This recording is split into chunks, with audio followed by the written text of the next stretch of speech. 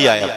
पहले ईसाई मिशनरी जब इस देश में काम करती थी तो पहले धर्म परिवर्तन करते थे, नाम बदला करते थे। अब वो लोग भी सतर्क और सावधान हो गए। वो लोग अब नाम नहीं बदलते, क्योंकि नाम बदलेंगे तो लोगों की आंख खुल जाएंगी, अरे हमारे इतने भाई कन्वर्ट हो गए, ईसाई बन गए। तो नाम वही रखते हैं लेकिन अंदर से धर्म परिवर्तन करा देते हैं, जिससे हम लोग गफलत में सोते रहे। आप लोगों ने छत्तीसगढ़ के मुख्यमंत्री होते थे, नाम था अजीत जोगी। नाम सुनकर के आपको क्या लगता है जी, कौन होगा? अजीत जोगी। आपको लगेगा कि हमारे आदित्यनाथ योगी का ही भाई होगा अजीत जोगी।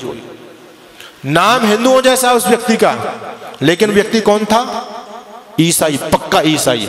उस व्यक्ति ने सत्ता में रहते रहते लाखों लोगों को कन्वर्ट किया, और जब वो व्यक्ति मर गया तो ईसाई रीति रिवाज के द्वारा उसको दफनाया गया, उसका अंतिम क्रियाकलाप किया गया।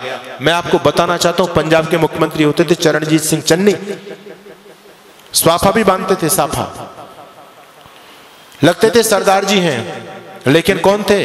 क्रिश्चियन। यानी हम लोगों को गफलत में रखने के लिए। और मैं कहना चाहता हूं आपसे, एक व्यक्ति है इस देश में जिसको हमारे बहुत सारे भाई बंधु देश का प्रधानमंत्री बनाना चाहते हैं। नाम क्या है जी? राहुल गांधी। ठीक है, हो सकता है मेरी बात से लोगों को कुछ मिर्च भी लगे। नाम है राहुल गांधी, लेकिन कौन है? धर्म से बताओ मुझे, क्या धर्म है उस व्यक्ति का? है वो ना मुसलमान ना ईसाई, वो तो वर्ण संकर खिचड़ी है। उसके दादा परदादा कभी मुसलमान थे, फिर उसकी माँ ईसाई थी, वो हिंदू तो है ही नहीं। लेकिन हैरानी की बात यह कि हिंदू उसको प्रधानमंत्री बनाना चाहते हैं। यानी हम जरा भी नहीं सोचते, जब इस ईसाई इस देश की सत्ता को अपने हाथ में लेगा, वो ईसाइयत को बढ़ावा देगा, हिंदुत्व को बढ़ावा देगा। ये सोचने की बात है। हम अपने स्वार्थ में इतने ज्यादा अंधे हो रहे हैं, आज राजनीतिक स्वार्थों में इतने अंधे हो रहे हैं। कोई अगर राजनीतिक पार्टी देश के लिए अच्छा काम भी करे, हमको उसका विरोध जरूर करना है।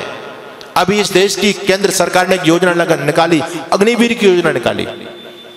लोगों के पेट में दर्द हो रहा है, राजनीतिक लोगों के पेट में दर्द हो रहा है, आने वाले भविष्य को नहीं देख पा रहे। मैं आपको आगाह करना चाहता हूं, इस देश में भयंकर गृह युद्ध होने वाला है, टल नहीं सकता, अवश्य में भावी है, रुकेगा नहीं वो।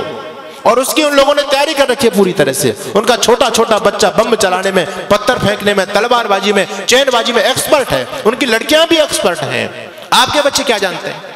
एक ही बच्चा है आपके पास में, उनके 17 वो तो कहते हैं 2-4 मर भी गए, फिर भी हमारे पास 11-15 तो फिर भी बचते हैं। कोई हमको चिंता वाली बात नहीं। उनका बच्चा बच्चा एक्सपर्ट है। हमारे आदरणीय जो बुद्धिमान राजनेता लोग हैं, उन्होंने सोचा कि हम भी अपने बच्चों को कम से कम ये जो है आत्मरक्षा का चीज तो सिखाई दे।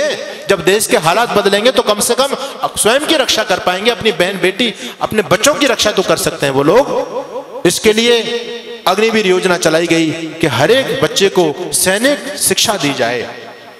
अच्छी योजना है, इसका विरोध नहीं करना चाहिए, इसका सम्मान करना चाहिए। हर बच्चे को ये सैनिक शिक्षा मिले, क्योंकि आने वाला समय बहुत भयंकर है। आपके घर में लाठी तक नहीं है, आपका बच्चा कुछ जानता ही नहीं है, आप कैसे उन विधर्मी लोगों से टकराओगे?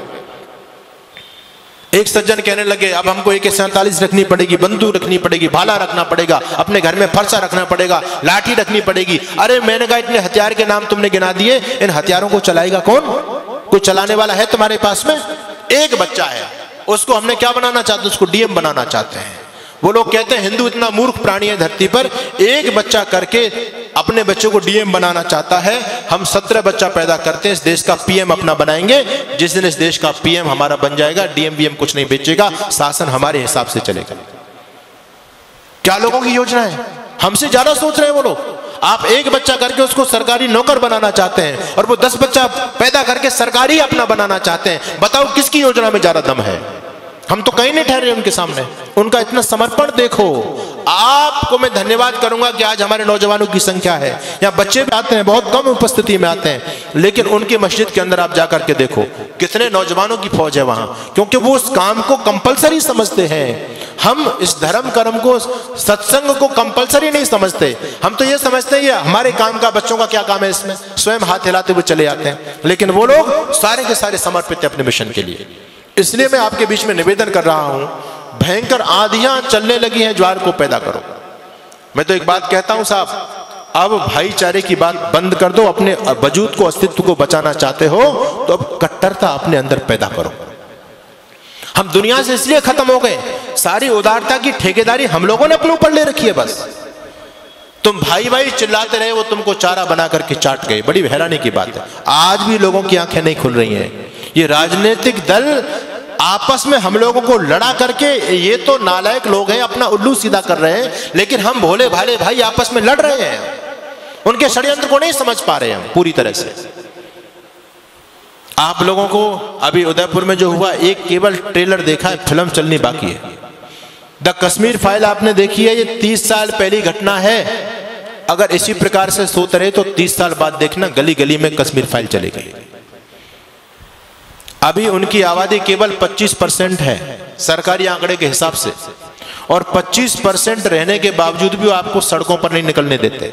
रामनवमी का जुलूस नहीं निकाल सकते आप, हनुमान जयंती का जुलूस नहीं निकाल सकते आप। निकालने का प्रयास किया, क्या स्थिति हुई। आपके राजस्थान में बहुत सारे जिले हैं, आप वहां जाकर के देख लीजिए। हम 26 जनवरी 15 अगस्त पर तिरंगा यात्रा नहीं निकाल सकते।